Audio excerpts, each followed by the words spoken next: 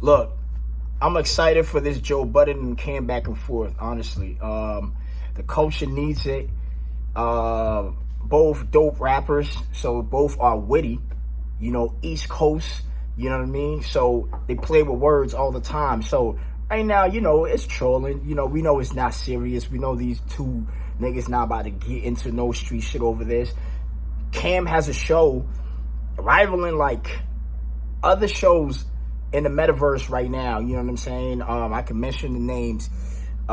Breakfast Club, Gilly and Wallow, $1 million worth of game, Joe Budden podcast. You know what I'm saying? Like, Cam has to nudge them. He has to, Cam has to go at Charlamagne. Cam has to say, I'm better than all you guys. Even though Cam is talking about he's a production company and he got a show and it's not a podcast. It's like, these guys also have shows. It's not podcasts. Like, Breakfast Club is a show.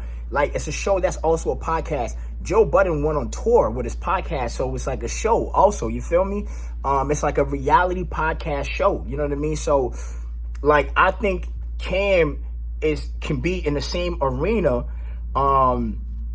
as all these guys. Like put it this way, if we're talking about it and let's say our podcast is like rap and what Cam does is like rock and roll, at the end of the day, they can still compete because it's still music, you know what I'm saying? You can still nudge each other because it's still going to bring you their audience to look at what you're doing. It's still going to bring you that fam. Like, Joe Budden got so many hip hoppers and people from the culture that if Cam is able to have Joe's a piece of his audience look at what him and Mace are doing, they will never leave Mace's show. They will become fans.